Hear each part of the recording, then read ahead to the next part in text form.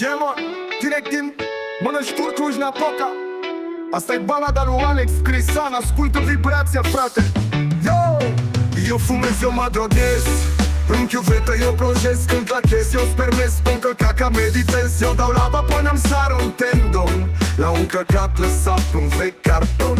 Asta e arta mea, o sinfonia scârbei, o masturbare lentă în fața oglinzii în ochii curbei. E ritualul meu, e lege, e al meu Babilon. Când fac lava la un căcat și numesc campion. Eu fumez, eu mă droghez, în chiuvetă eu plonjez, când lachez, eu spermez, pe-un căcat meditez, meditez. Tatăl meu Iulian Stoica, un zeu analfabet, discipul din an în puși cu pur plin de un alt secret. Din anul său tresărit tentacule de spermă și-n piept mi le-a proptit o paternă blândă fermă.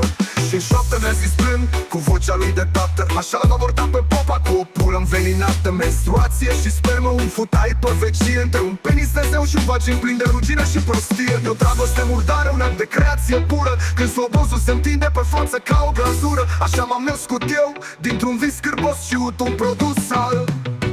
Eu fumez, eu mă droghez, în chiuvetă eu plonjez, când lachez, eu spermez, spun că caca meditez. Eu dau lava până-mi sară un tendon la un căcat lăsat pe-un vechi carton.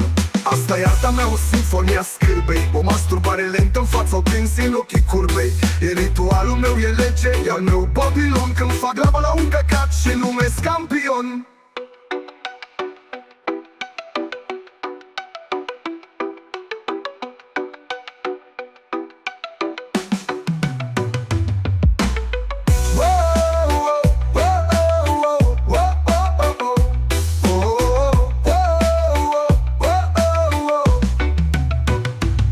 Iulian Stoica, un zeu analfabet, discipol din an în păși cu curul plin de un alt secret. Din anul său tresărit tentacule de spermă și-n piept mi le-a proptit o paternă blândă fermă. Și-n șoaptă mi-a zis blând, cu vocea lui de tată, așa l-am abordat pe popa cu o pulă înveninată. Menstruație și spermă, un futai pe vecie, între un penis de zeu și un vagin plin de rușină și prostie. E o dragoste murdară, un act de creație pură, când slobozul se întinde pe față ca o glazură.